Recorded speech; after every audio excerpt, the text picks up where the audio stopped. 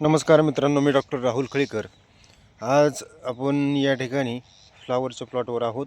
या ठिकाणी हा माझा स्वतःच्या घरचा प्लॉट आहे आणि या प्लॉटमध्ये आपण कोणतेही रासायनिक फवारणी याच्यामध्ये केलेली नाही। फक्त सुरुवातीला एक बेसल डोस भरला आहे आणि त्यानंतर याच्यावर फक्त कंटिन्यू बायोरिजची फवारणी आणि आळवणी आपण केलेली आहे। तुम्ही या ठिकाणी पाहत असाल अशा प्रकारचे ह्या फ्लावरच्या कट्ट्यांची साईज झालेली आहे। आपण या ठिकाणी काही झाकून पण ठेवले, तुम्ही या ठिकाणी पाहत असतात अशा प्रकारचा हा गट्ट्याची ग्रोथ या ठिकाणी तुम्हाला पाहायला मिळते। तर बायोरिच हे टोटल जैविक कल्चर आहे आणि जैविक कल्चरमुळे आपल्या जमिनीतील जी जीवाणूंची संख्या आहे ती ड्रास्टिकपणे खूप प्रकारे वाढवली जाते आणि ह्या बॅक्टेरियल कल्चरमुळेच आज या ठिकाणी पाहतो मी अशा प्रकारची ग्रोथ आपल्या फ्लावरला आली आहे। कमीत कमी 2 किलोच्या आसपास हा आपला फ्लावरचा गड्डा या ठिकाणी तयार झाला आहे। उन्हाचा त्रास होऊ नये म्हणून आपण या ठिकाणी अशा प्रकारे त्याला झाकून ठेवले आणि या ठिकाणी पाहत असताल अतिशय म्हणजे कोणत्याही प्रकारचं आपण रासायनिक याच्यामध्ये फवारणी केलेली नाही आहे।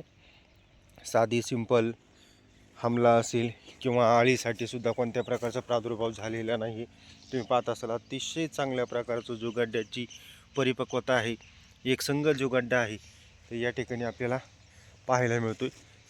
मित्रांनो, या ठिकाणी आपण संपूर्ण मिश्र शेती केलेली आहे आणि या मिश्र शेतीच्या माध्यमामध्ये आपल्याकडे 2-3 प्रकारचे कोबी, फ्लावर अशा प्रकारचे आपण पिकं या ठिकाणी केलेली आहेत। या ठिकाणी पाहत असाल तुम्ही हा गड्डा पहा, पूर्ण पांढरा शुभ्र आणि पूर्ण एकसंग असा गड्डा, एवढा मोठा असून पण अतिशय चांगल्या प्रकारची क्वालिटी याच्यामध्ये आलेली आहे। तर मित्रांनो, सर्व शेतकऱ्यांना विनंती आहे आपण जैविक शेतीकडे जर वळलो तो चांगल्या प्रकारचे रिझल्ट्स आपल्याला या माध्यमातून पाहायला मिळतात। अतिशय चांगल्या प्रकारची गोष्ट, तुम्ही या ठिकाणी फ्लावरचे पानं पाहत असताल अतिशय मोठे पानं या ठिकाणी तयार झालीत। कोणतेही टॉनिक, बुरशीनाशक किंवा कीटकनाशक आपण या प्लॉटमध्ये वापरलेलं नाही। 100% सेंद्रिय प्रकारचा प्लॉट या ठिकाणी आपण फक्त बायोरिजच्या फवारणी आणि आळवणीमध्ये डेव्हलप केलेला आहे। तुम्ही पाहत असताल मित्रांनो, साईज पहा आणि गड्ड्याची पांढर शुभ्रता पहा, अतिशय क्वालिटी या ठिकाणी आपण फ्लावर उत्पन्न केलेलं आहे। त्याचबरोबर या ठिकाणी आपण तुम्ही वाल पाहत असताल, त्या वालाची फुलांची संख्या पहा। या ठिकाणी एक नंबर क्वालिटीचं हे बायोरिच प्रॉडक्ट आहे। या ठिकाणी कोणत्याही प्रकारचा मावा, तुडतुड नाही आणि त्याबरोबर तुम्ही पाहत असताल मित्रांनो, या ठिकाणी हे जे फुलं आलेले आहेत वालासाठी, या इकडे फ्लावर पण आहे।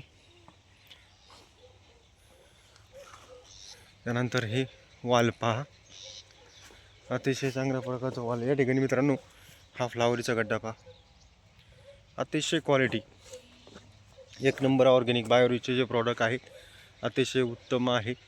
टोटल जैविक कल्चर आहे त्याच्यामध्ये आणि या जैविक कल्चरमुळं PSB, KMB, त्याचबरोबर ॲझोटोबॅक्टर, रायझोबियम, त्यानंतर नायट्रोजन फिक्सिंग बॅक्टेरिया आहेत आणि ह्या सर्व बॅक्टेरिया आपल्या पिकाला लागणारं सर्व पोषण द्रव्य या ठिकाणी आपल्याला पुरवत असतात। या ठिकाणी फ्लावरचा गड्डा झाकून टाकला आहे मॅडम नाही, तर अतिशय चांगल्या प्रकारचं तुम्ही फुलांची सेटिंग पहा। या ठिकाणी फुलं किती प्रमाणात लागलेली आहेत खालपासून तो वरपर्यंत आणि या ठिकाणी वाल पण चांगल्या क्वालिटीचा आपण या ठिकाणी बसवलेला आहे।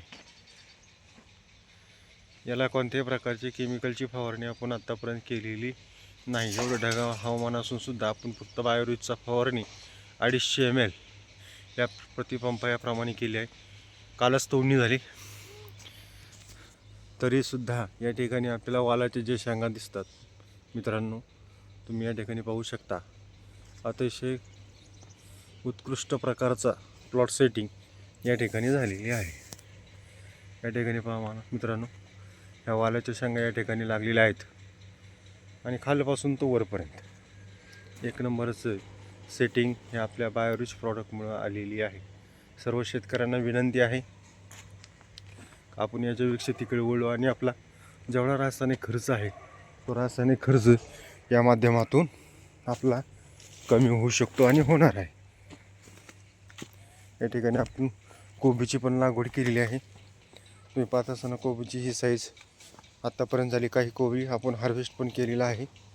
तर या ठिकाणी हे कोबीचा गड्डा अशा प्रकारे आपला साधारणपणे 350-450 ग्रॅमपर्यंत झालेला आहे.